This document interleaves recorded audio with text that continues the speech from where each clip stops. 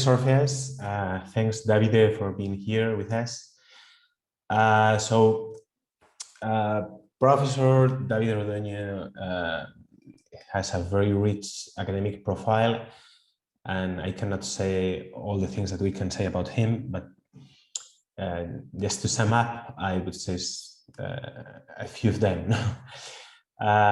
Professor Rodogno teaches international history and politics at the Graduate Institute in Geneva. We can say that Professor Rodogno is a historian of war because he has written several monographs about different aspects of war. For example, his opera prima, Fascism, European Empire, in Cambridge University Press, focused on military occupation in the Second World War. We can also say that Professor Rodogno is a historian of international organization, even that he is a social historian of photography.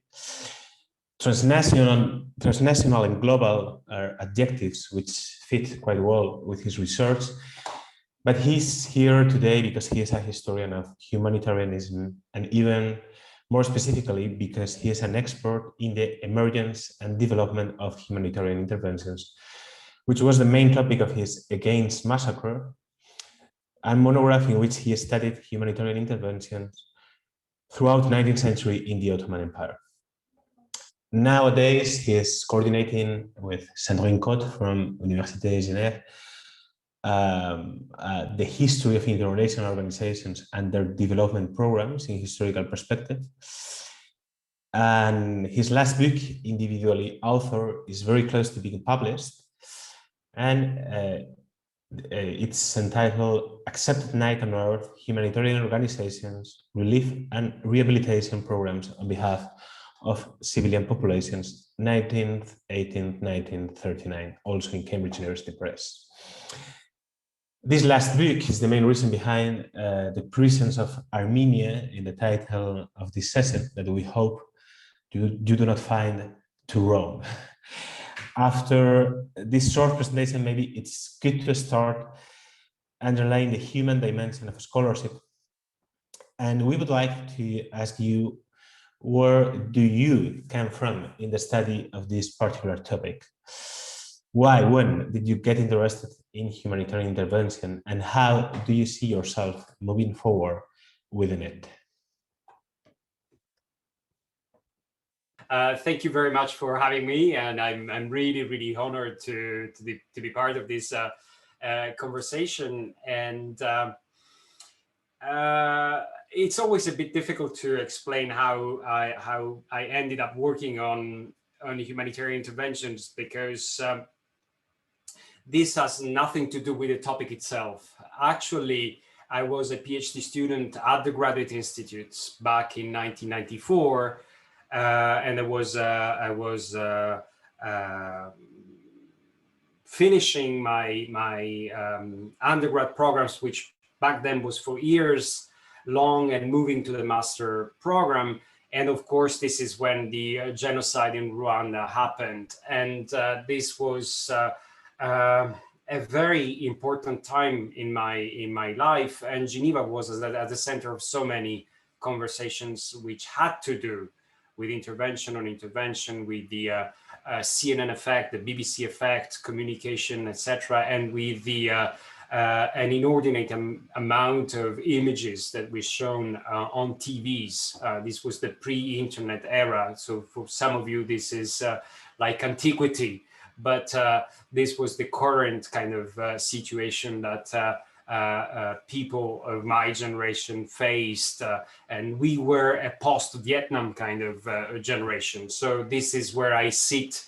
I was born in 1972, so I was 22, 23 years old when this genocide happened. And then when I moved to the master thesis, and I was working on military occupation, and as Andrés said, on fascism, European Empire, and I was working on the issue of anti-Semitism and the alleged humanitarianism of Italians, Italiani brava gente, the Italians that protected, allegedly at least, foreign Jews, Italians that were allegedly part of this right side of humanity, which is something that I contested bitterly, I had to pass an exam.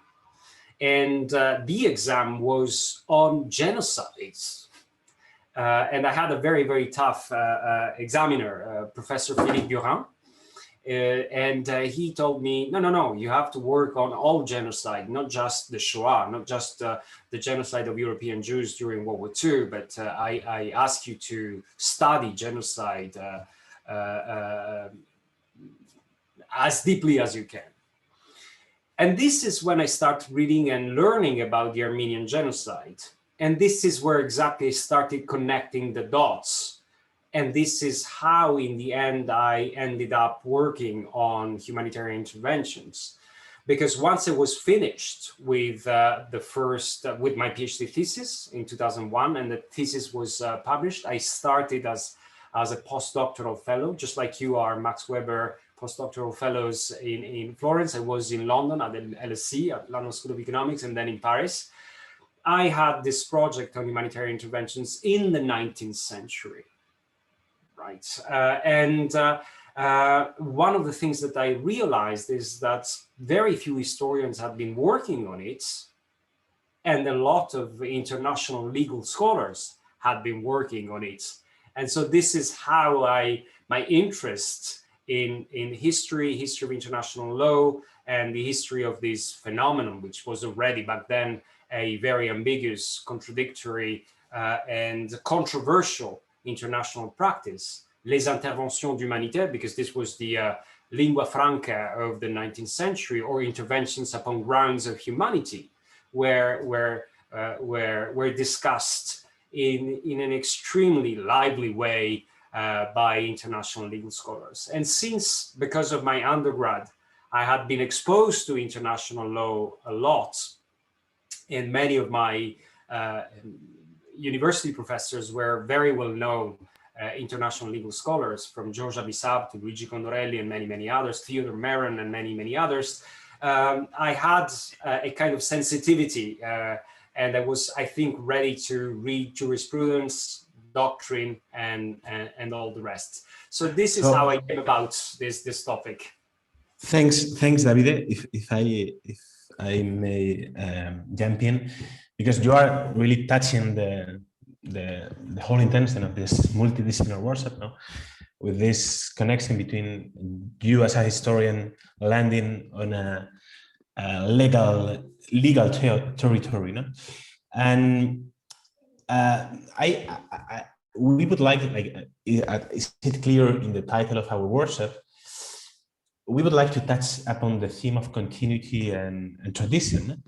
And in your work, and now in this storytelling, no, about your personal experience, you have explained how humanitarian intervention was very important in international law, and how on the eve of First World War, international lawyers looked back on the 19th century in order to find a tradition of humanitarian interventions, what they actually did. And tradition, as we all know, is a key concept in international law. And as you know, in the title of our workshop, we are echoing Hobsbawm and Ranger's title.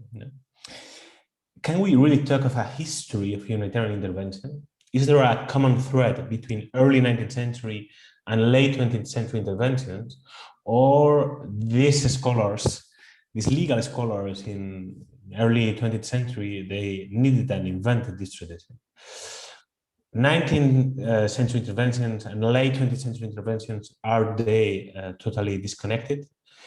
What are politics involved in showing this as a continuous, deep-rooted history, and vice versa? Okay, there are a number of questions there in your question. So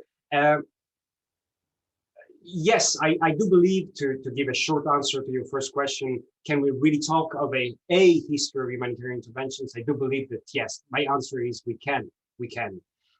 If we historicize the question, if we go back to the early 20th century, we do already see the emergence of a language a political language, whether you work on the Greek War of Independence, on the intervention in Lebanon during the 1860s, if you think about several examples concerning Crete, etc. If you think about several cases concerning Bulgaria and the so-called Bulgarian horrors, the Armenians, throughout the 19th century, you have the building up of a language, of a discourse, which is a legal discourse, a political discourse, that of course, from my perspective, the perspective of the historian, can be historicized. And as I told you before, there is a reference to Les Interventions d'Humanité, which already appears in the very beginning of the 19th century, which is not completely unrelated to a different set of actions, which were the actions on behalf of slaves and the anti-slave trade movements of the late 18th century. But these are really focused within the frontiers of the Ottoman Empire for a number of reasons that we can discuss later on, but basically that have to do with the civilization, the state of civilization of the Ottomans. So there is the perimeter and the parameters of these interventions, d'humanité, based upon grounds of humanity, and we can discuss about the meaning of humanity, makes or invites me to think positively and to give a positive answer to the first question that you asked. And this connects to your second question, which is how close or how far away are 19th century humanitarian interventions with respect to late 20th century, early 21st century humanitarian interventions, and we might encompass in this set of interventions those that have been rechristened under the responsibility to protect, and this is a conversation that we can have, of course. I would say that I do see plenty of similarities and an awful lot of differences, of course. Similarities exist because if throughout the 19th century, you certainly have a language that is built around the idea of intervening against massacre, which is, by the way, the title of my monograph for this particular reason, or after horrors have happened. This is something that you can relate to the terminology of the post-1945 era, which is massive violation of the most basic human rights. I'm not claiming that there is an identity between the two. I'm not saying that we should build a teleology between the 19th century and the second half of the 20th century. But if you think about the ways in which this intervention happened, or the fact that they are a posteriori, they never happen to prevent massacre, but ex post facto, which is still the case today. You have interesting similarities that you can discuss, perhaps not from a legal point of view, but from a historical, political point of view, there is something that you can say. If you think about the actors of this intervention, the great powers in the 19th century, the great powers today, perhaps we don't refer to them as great powers any longer, but de facto, if you think about NATO in Libya in 2011, I would like you to come up with a different definition, but you will tell me how you would define those who intervene. If you think about the targets of the intervention, there are interesting similarities. Perhaps there is a fundamental difference in the humanity and the recipients and the ways in which the great powers imagine humanity in the 19th century, I hope, is very different from the ways in which the great powers and policymakers and scholars like ourselves think about humanity in the 21st century. I do believe that there is a fundamental difference between the two. And of course, the target state, the fact that humanitarian interventions are against the perpetrator of these atrocities, of these massacres, of these horrors, or against the perpetrator of massive violations of the most basic human rights is yet another interesting similarity, I think. And this is where the conversation with international lawyers or political sciences becomes extremely interesting. So I do not believe that they are entirely disconnected. I believe that they are connected. We can think, and I can expand on that later on the interval years and the ways in which the discourse on humanitarian interventions was appropriated by totalitarian regimes. And we can reflect on the ways in which and the reasons why humanitarian interventions had such a bad press during the Cold War, and why all of a sudden, with le droit d'ingérence of Betati and Kouchner at the very beginning of the 1990s, they re-emerge as a phoenix from the ashes of the Cold War. And to engage with the last part of your question, what are the politics involved in this connecting or disconnecting? Of course, this is a super interesting question. Now, if today I take a position as a historian saying, you know, late 20th century interventions, Somalia, Bosnia and Herzegovina, Kosovo in 1999, or more close to us, Libya in 2011, or Mali, if you want to include Mali in this catalog of interventions, are just a replay of the old imperialist record, which is fundamentally the position that Noam Chomsky and many others have been taking. It means that I do belong to a certain kind of scholars that have a certain kind of discourse, right? And I make this kind of connection rather than any other kind of connection that I could plausibly make. If I say I do believe that they are completely different, and so that they are politically, intellectually disconnected, this means that I might have a completely different discourse with respect to them.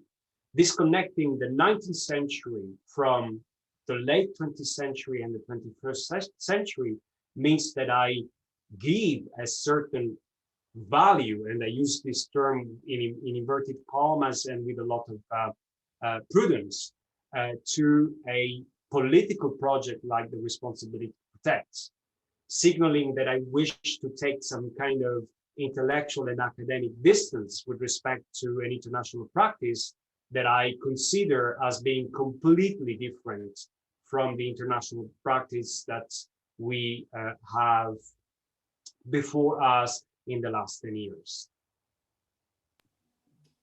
Thanks. That's super interesting.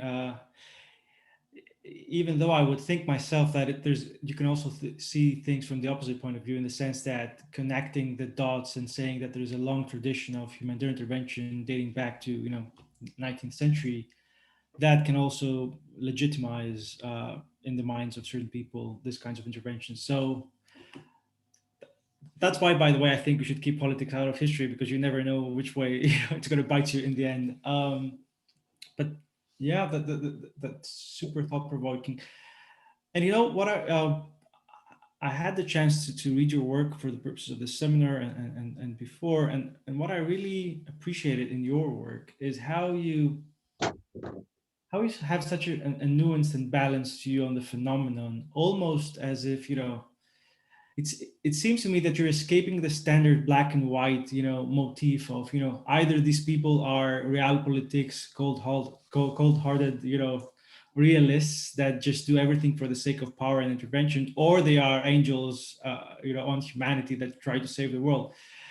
And I don't know what is the status of the debate within historians, but within lawyers, that is actually, that's you're exporting to us. That's what you're exporting to us. And that's the terms of our debate. And that always seemed to me unsatisfactory. And I liked about your work, how you try to paint a more detailed picture. Can you talk a bit more about this? I mean, I think, first of all, that's very flattering. And I'm very humbled and embarrassed by your comments. There is a darker side in this attempt that I make to include these 21 grams, these specific ways of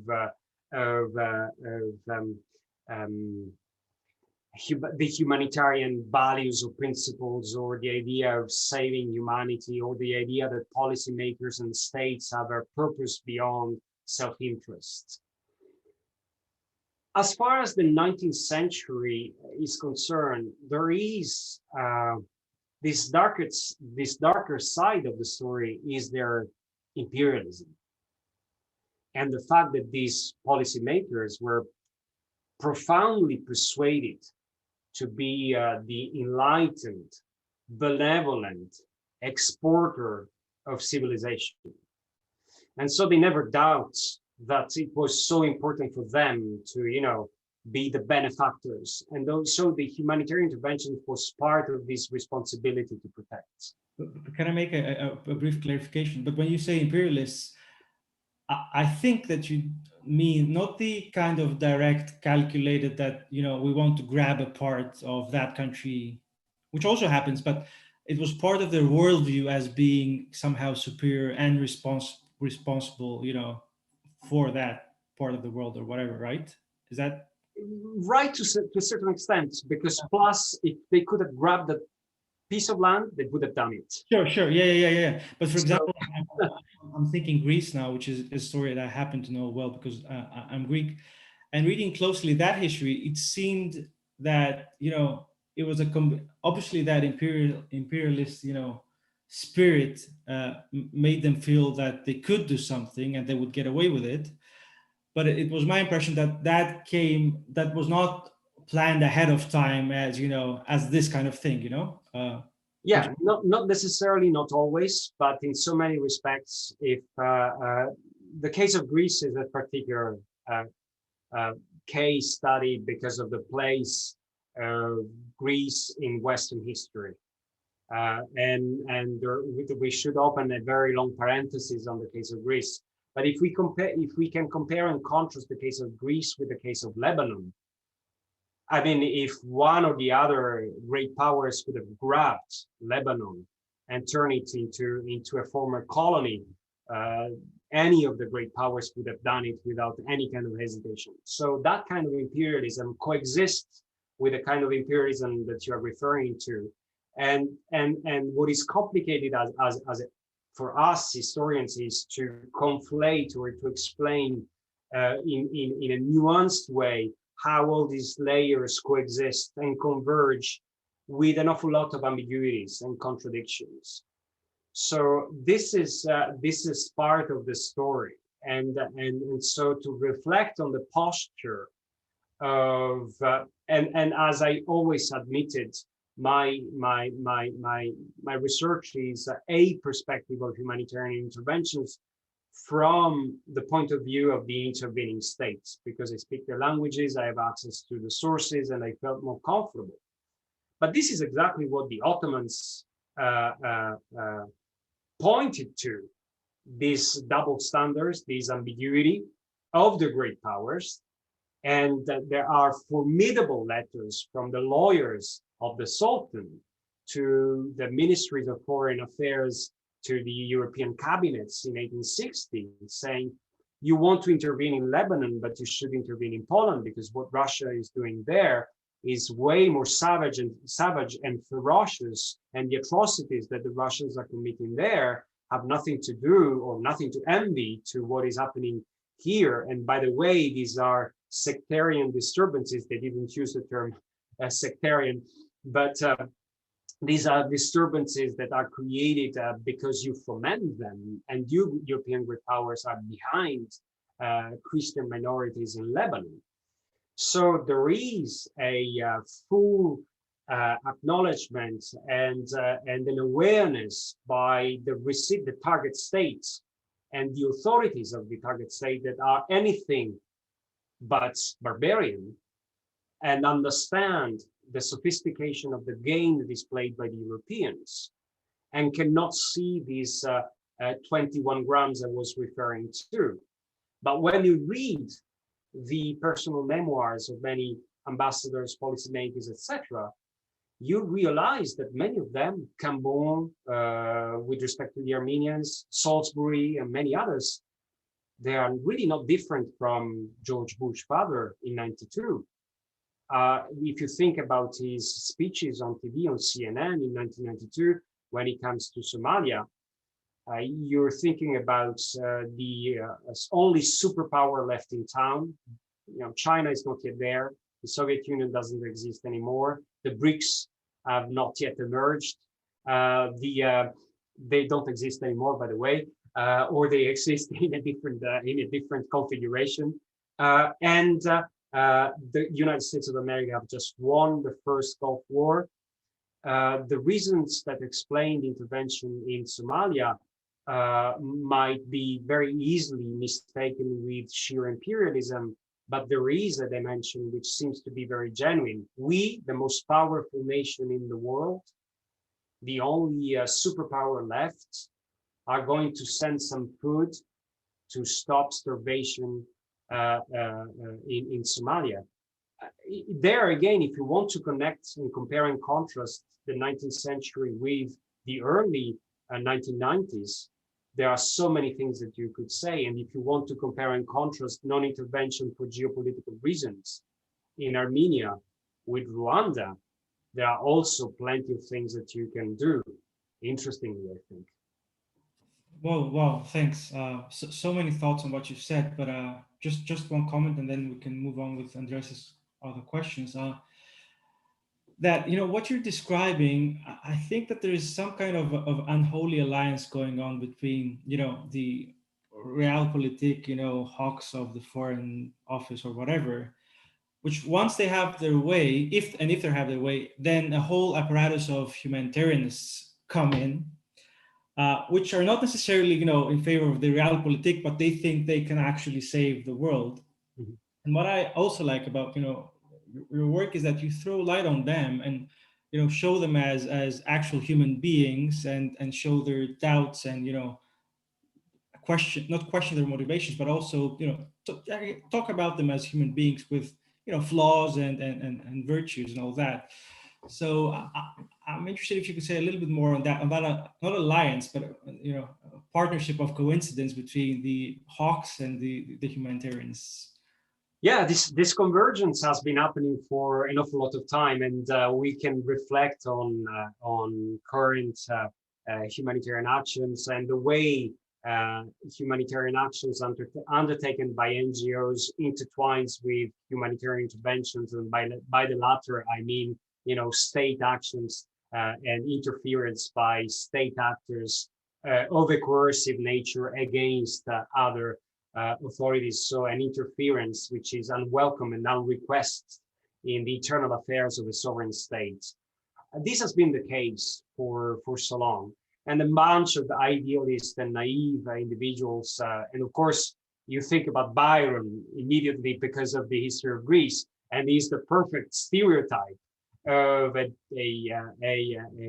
fantastically ambiguous individual who, by the way, was a very bad soldier and then ended up dying after a little while because he was not ready, but he was very ready to take up arms to defend and protect the Greeks against the Sultan and the Muslims. So there is this dimension there which has been, you know, lasting for at least the entire 19th century. We should not forget, however, that to be a humanitarian meant to be an idiot. Humanitarian was a derogatory adjective for most of the 19th century. And Wilberforce and his friends were called the saints. And this was an insult within the British Parliament. It was not a compliment, because they were these, you know, sentimental individuals that understood very little about politics, and politics was something else. But of course, as you say, there is this interesting convergence between this unlikely alliance between the hawks and the saints that pervades the history of humanitarian interventions throughout the 19th century in so many places. And it has very different connotations. If you think about the Garibaldians in Crete, or the ways in which the pro-Macedonian movements thrive in Europe in a very transnational ways, and the ways in which weapons and arms are sent to different areas of the Ottoman Empire to support these movement of self-determination, to use an anachronism, it's extremely interesting. And public opinion needed these stories. They are super important, as much as they needed horror stories.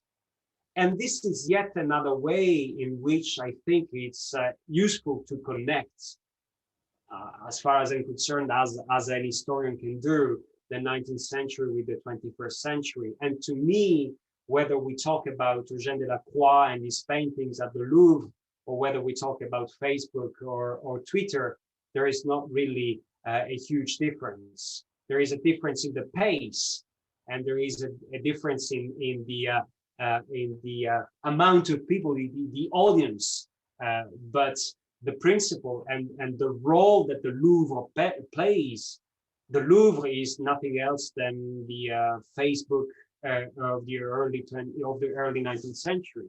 This is the place where people comment on everything, and it's absolutely not an accident if Eugène Delacroix sends L'Agression des ruines de Missolonghi or Chios to the Louvre, because he needs public opinion, which by then is only an elite public opinion, to engage with these horrors. And we can compare and contrast with Alan Kurdi and the way the image of the little Alan Kurdi is treated in 2015. And there are plenty of similarities. And so before getting overexcited about the role of social media, we might reflect on a number of other things. I stop there. Back to you. I've just added into Delacroix's Chios Massacre on the chat just for reference. It's a very famous painting. Andrés? Thanks, Davide. Following your last reflection about public opinion and 19th century public opinion, and how these stories about the horrors were so important to justify and legitimize interventions which were imperial actions. No? And I would like if you can connect this to capitalism. No? Sometimes there was a commercial interest, material interest, capitalistic interest, and human justification. And trying to, I think you can do a long answer and then we pass to the questions. But Ottoman Empire is not only an example in the case of humanitarian interventions, but also in the case of financial interventions. And it's the same word, and it says something. I mean, the word intervention, no? And these northern powers or great powers or powers intervening in this specific area. Similar things can be considered about the Spanish American new republics, and also about Spain throughout the 19th century. So these two things, capitalism and the differences and connections between the Ottoman case and the Spanish and Latin American case. Thanks. Yeah, these are connected questions, at least in the way I see them. Capitalism is definitely part of the reasons that explain humanitarian interventions. It's for sure the 19th century one. We can discuss about more recent one later on. We might think about the 20th century and other ism, including communism or Nazism, by the way. And we could be very surprised that when it comes to the place that humanitarian interventions have or do not have. But to stick with capitalism, and in fact, the question of the debts of the Ottoman Empire and the kind of interventions, financial interventions, they are an important part of the history of the relations between the European powers and the Ottoman Empire. These kind of relations, especially after 1878, are based upon the assumption of the semi-civilized status of the Ottomans. And so the fact that the sovereignty, the imperial sovereignty of the Ottomans is far from being protected, and the Europeans have a right to interfere or to intervene for a number of different reasons. Now, the financial intervention is very intrusive, as we know very well, and is a very, very clear case of interference in the internal affairs of a sovereign state. The Europeans do that, and they would keep doing with Greece, by the way, at the end of the First World War. The Refugee Settlement Commission is a huge interference in the sovereignty of Greece for humanitarian reasons, but the financial mechanics of it are exactly the same kind of interference. Why? Because Greeks are equally uncivilized. Sorry to say, but that's the perception of the perception of the European powers back then, and not only back then, because if we think about the very recent relations of the European Union with Greece, I think that there would be an awful lot of things to say about the perception or misperceptions of Greece and other European states who belong to the European Union today. Which brings me to the question of the relations between the United States of America and the Spanish Empire.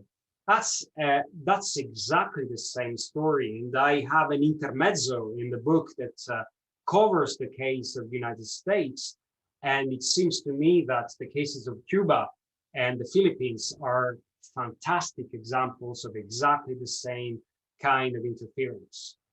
The Spaniards are not civilized enough, are not responsible enough, and they cannot govern upon the Cubans or the Filipinos.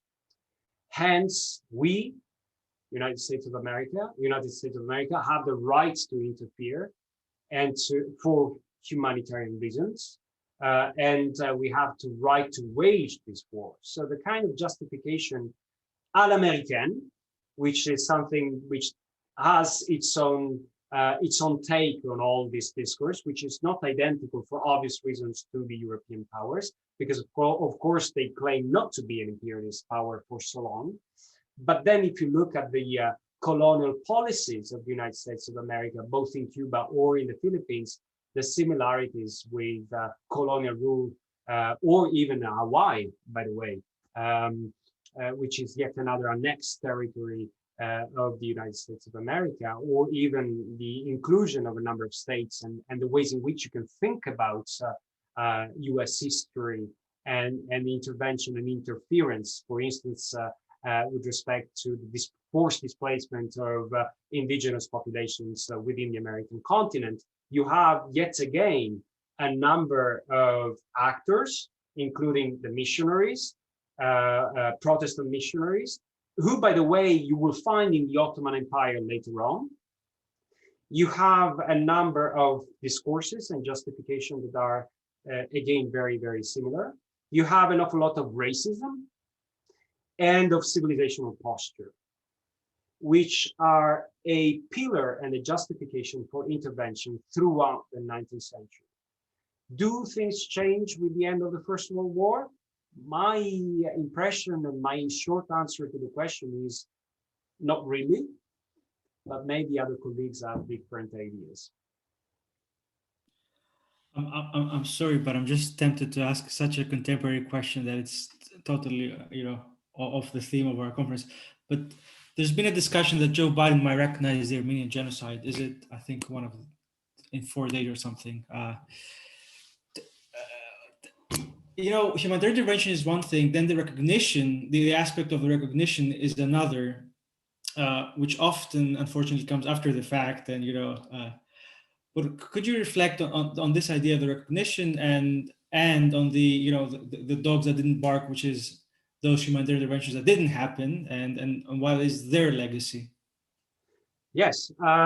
First of all, so many American administrations during World War I and in the aftermath of World War I up to Hoover and probably Roosevelt would have had no problem whatsoever in recognizing that what had happened in the Ottoman Empire during and the immediate aftermath of the war was a genocide. Of course, the term genocide is coined during World War II, and it comes to maturity at the very end of World War II and in the late 1940s. But there were other terms that were used by contemporaries. We should not forget, and you're lawyers, so you know all that much better than I do, that the idea of crimes against humanity appears precisely through Mandelstam and a bunch of lawyers because of the Armenian genocide, which is, of course, an anachronism. It's not yet defined as such. And as we know very well, at the very beginning, this was not crimes against humanity, but crimes against Christianity. And the conversation among lawyers is, no, we cannot keep it to Christianity only because it doesn't fly very high. So there is a very political reason why at the very end of the First World War, the terminology crimes against humanity appears. And the road to Article 7 of the Statute of Rome is very long and very twisted. And even today, the definition of crimes against humanity remains extremely problematic and very different from genocide. So the issue of recognition is merely political. And the reasons why the United States of America have like many other governments have a hard time recognizing that genocide as a genocide is absolutely related to the relations with Turkey. There is no other historical explanation that, as we would put it in French, tient la route. It's solid enough to explain why this is not done by a number of governments around the world. And then one can have sympathies or antipathies, etc. But I mean, the historiography is very, very clear on the nature of this genocide, which is different from other genocide, but remains a genocide. And on this point, I want to be very, very clear.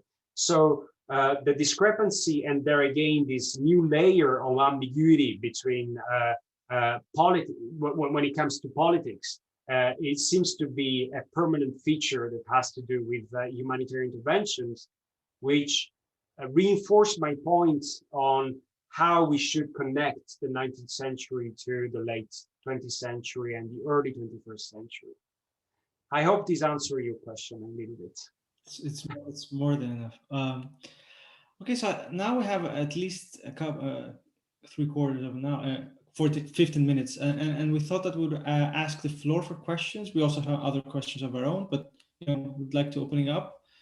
And Pia, if you would just unmute anyone who would just like to ask a question, or otherwise you can just put it in the chat. But just, yeah, unmute yourself, introduce yourself, and ask a question.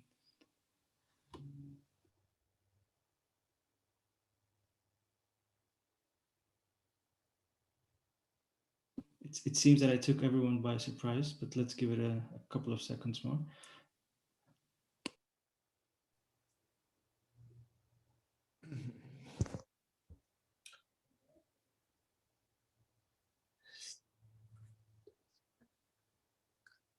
Tommaso, please. Thank you.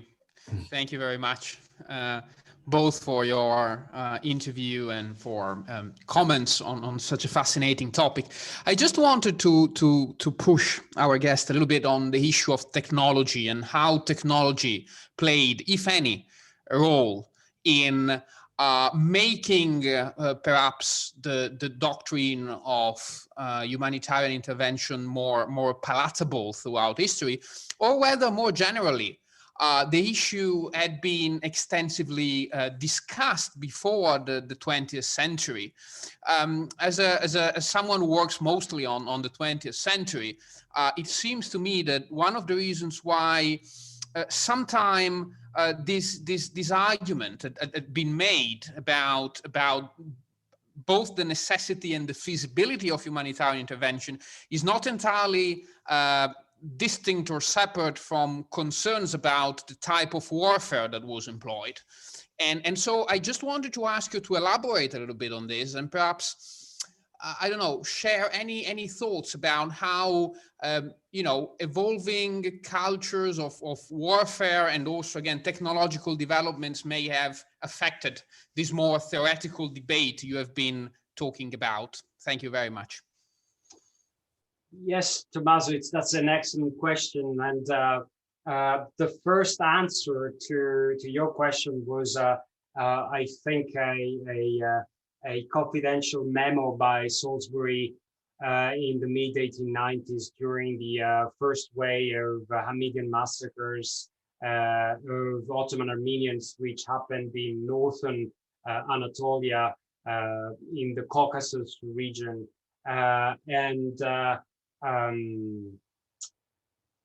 One problem was precisely related to the kind of warfare. And Salisbury wrote to, I think, the admiral, I cannot remember the name of the admiral, but our warships cannot reach these regions. So what kind of wars, where will we find the military, the soldiers that will reach those regions, those remote regions of Anatolia?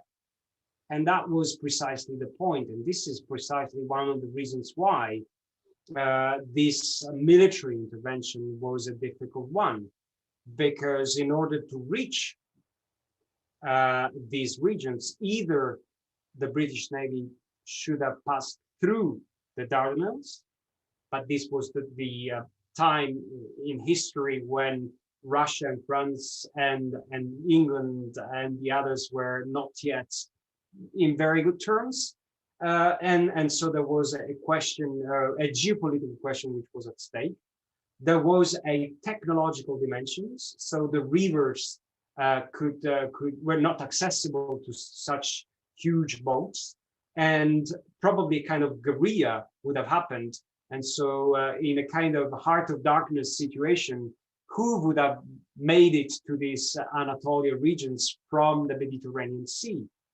Which, by the way, explains why it was allegedly more simple to protect Adana in 1909, bombing the seashore and showing force, as a peacock tail kind of show off of the power and mighty power of the great powers, which was supposed to scare those who were killing the Armenians.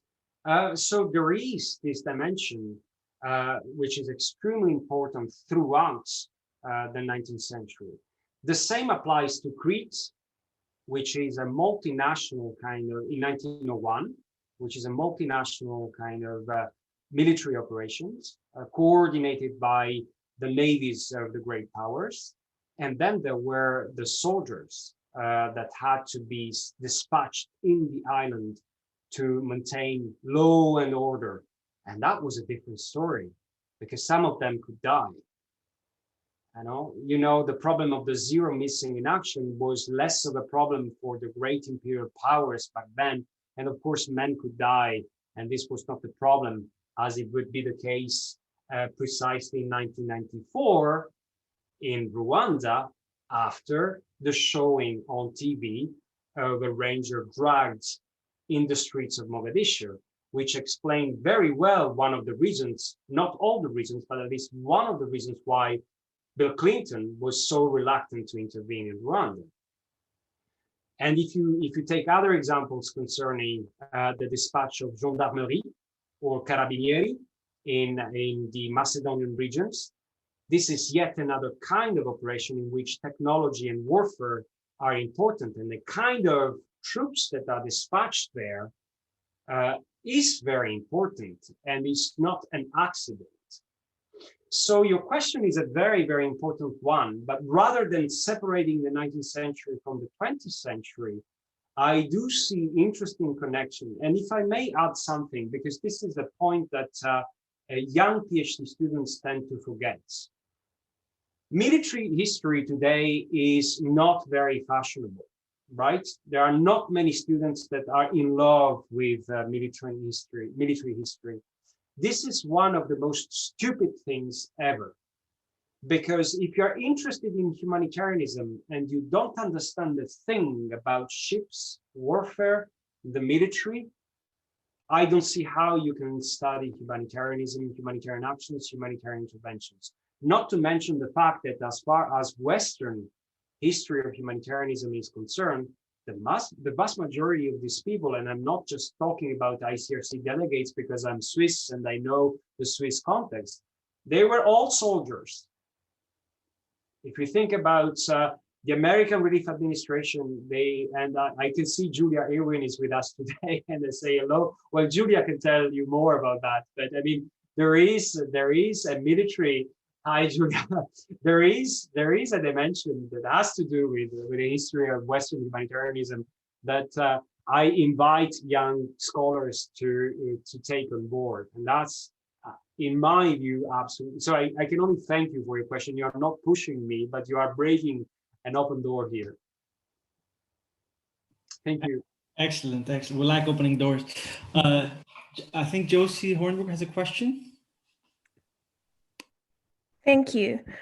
It's been really wonderful to hear you speak, and hello from Australia, actually. What I wanted to ask you about was, could you elaborate a little bit on the role of the media in some of these ambiguities? So if we think now about the role of CNN effect, we all very well understand how that has contributed, but what about throughout history and some of the cases, like I know in the Bulgarian horrors, for example, that played a huge and important role, and that might be one of the connections throughout history that we can draw. And I would just love to hear your reflections on that. Thank you. Yeah, that's a fantastic question. And I mean, I insisted on the role of Eugène Delacroix and the Louvre and the role of paintings, etc. And of course, I'm very aware that when it comes to the 19th century and even the early 20th century, to talk about mass public opinion is not exactly the same thing as when we discuss about the digital era and social media and Twitter and all the rest. So please handle my answer with care. Having said that, I think that media played an extremely important role from the very early 19th century up to the Armenian genocide. And they were from the very beginning a tool, a propaganda tool or a communication tool of all the stakeholders, the missionaries, the governments. But what is far more interesting and where we need more research is the complete awareness of the recipients of potential humanitarian aid, their awareness of the importance of media. And this forces all of us to think about agency and this agency, because we think about, especially for the 19th century, I hope that this is not the case for the 21st century, as the recipients of these humanitarian interventions as passive recipients of aid. But this is definitely not true, because they were, first of all, belong to the elites themselves. So they read several languages, they had connections, they had access to consuls and diplomats on the spot, so in the Ottoman Empire, and they use the media in a number of ways. This is very, very clear in the case of the Macedonians and the Macedonian movements at the turn of the century, and the ways in which they appropriate media to promote their cause. This is absolutely true as far as a number of Armenian groups are concerned, extremely cultivated with plenty of connections in many capital cities in Europe. Of course, the pace of this communication cannot be compared with the 21st century, but playing on, magnifying or turning news, sensationalized news on massacres, atrocities, horrors was part of the story. Certainly from the mid-19th century, I would argue even when it comes to the Philhellenes movement and the very beginning of the 19th century, which mutatis mutandis in very small circles, they have a very important echo and they can refer to policymakers at the national level because they have access to these people. So I believe that your question is important, and the perspectives that we can imagine in terms of how we can study it are multiple and in many respects unexplored. And so if this is something that interests you, I would recommend you keep researching on this issue. Thank you. Great. I mean, if I knew we'd get such good questions, I would ask less questions myself. Now, Marco, it's you, and then Wanshu, and then we'll see how we do with time, and if we have. Maybe we can collect both, right? Sure. Yeah. And we'll see if there's another outstanding, and then we'll wrap it up. Okay, thank you very much for this very interesting discussion, and apologies if I don't switch on my camera, but it seems it's not working, which is perhaps not a bad thing. My question is about the legality, really, of humanitarian intervention in the 19th century. Do you think that humanitarian intervention was reflected, not just the practice of states? So we didn't just have cases of humanitarian interventions, but were these cases accompanied by an opinion juris of states that these interventions were lawful under the law of the time? In other words, were humanitarian grounds considered a legal justification per se sufficient, or were states relying on safer justifications to pursue humanitarian objectives? If I remember correctly, in the intervention in the Greek War of Independence, the European powers were also claiming that the ongoing conflict was disrupting trade in the Eastern Mediterranean. So how was this the most important legal ground, even though the motivation and perhaps even the political objective or other objectives or the public relations label of the intervention was humanitarian? Thank you. It's a wonderful question, Marco, and I mean, I'm not a lawyer, but oh, sorry, you want to collect both of them? Sorry, yes. Right. Would you like to ask a question? Is that okay? Sure, I'll keep my question really brief. So thank you very much for the discussion. So my question is just about, so this drawing the line between civilized, non-civilized, not sufficiently civilized in Europe in the 19th century, how is that compared to the similar kind of drawing that racialized line in European colonization in other continents? Thank you. Thank you. Well, the two questions, as far as I can say, are connected to me. So even though I'm not a lawyer, and so Joseph and all the others, Orfeas, you will correct me if I say something stupid. I believe that the ways in which the opinion juris is built slowly but surely throughout the 19th century seems to confirm that these interventions are certainly legitimate, certainly lawful, and little by little they become legal. But they become legal ratione materiae and ratione loci. They become legal for certain reasons, so ratione materiae, and this is the importance and the consequences of these atrocities and massacres, and ratione loci, which is the place. And here I would connect with Wanshu, and the Ottoman Empire is the perfect place, and this is the pond, the sea, the ocean where these interventions take place, because this is a semi-civilized or uncivilized, according to the different views that exist, empire. And so it loses the prerogatives of other civilized states. And so if an intervention, whether upon grounds of humanities or any other ground, is illegal because it violates the sovereignty of a civilized state, they become permissible and to some extent lawful within the context, the geographical, or if you prefer, geopolitical context of the Ottoman Empire or of other places. And I'm thinking about China and the Boxer War in and around the turn of the 20th century, or the examples that we gave concerning Cuba and the Philippines by the United States of America. And so this is how I interpret, as a historian, the texts written by legal scholars throughout the 19th century. And many of them were imperialist. I mean, I think about the Italian school, Pasquale Stanislao Mancini and many others who do belong, they're very close to Crispi and many others. So they are sheer imperialists and civilizationists.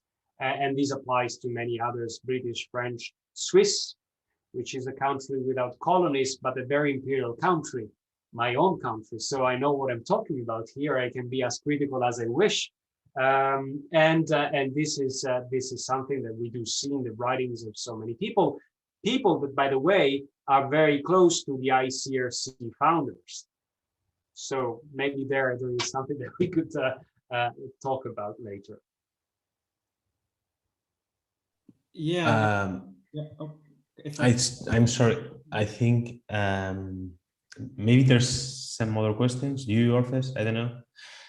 I just wanted to say that the last question is really interesting and complicated, but you also have to, when you ask yourself if something was illegal, you have to ask yourself also what was the status of the law at the time, right? And whether forceful intervention was prohibited in the 19th century, and whether it was prohibited when it was, outside of the law of nations, of civilized nations. So I just wanted to add that. But do we have any other final question from the floor? I just wanted to say that not in the case of Orfeas and Joseph, but I am part of a department which is called Department of History and Civilization, and we can see that it's not an innocent title. Well, Xiao Hang, please. Hi, thank you so much. I'm sorry that I couldn't turn on my camera because I'm not prepared actually to ask the question. But your last answer about the Italian international lawyer Pasquale Stanislao Mancini, actually, you characterize him as imperialist. And this answer really astonished me because I work closely with her personal archives. Is your conclusion about Mancini, is it related to like his position of Italian foreign minister and her approval of the Italian like military intervention in Africa? Was your conclusion of Mancini as imperialist based mostly upon his like administrative position in the Italian government at a certain period? I really want to make sure of this because this conclusion was really is going to reverse the basic like judgment of my PhD thesis. Thank you so much. No, please don't reverse a thing. You must know much more than I do on Mancini, and so keep doing what you're doing and dismiss whatever I told you. I think that my comment is really related to his career as a minister for foreign affairs in the Italian government, and his support for colonial adventures which were based upon the alleged superiority and the needs for the smallest of the great powers to have access to the riches of Africa. So please do not change your point of view. You must know I've never worked on the personal archives of Mancini, and what I know is his publications on international law on European journals, which I had access to.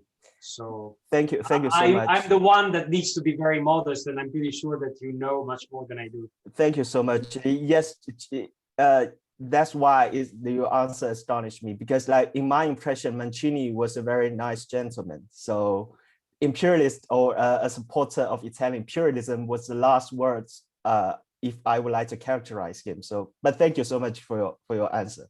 Thank you so much. Good.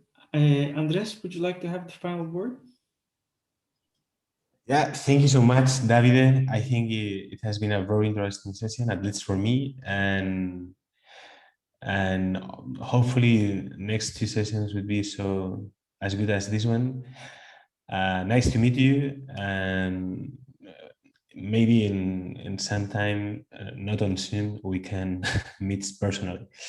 So thank you very much, Davide. Thank you very much for Orfeas. Thank you very much, the audience, and thanks, Pia. And I think we can conclude with this, right? Okay. I thank you all very, very much. And I hope to meet up with you very soon, Orfeas.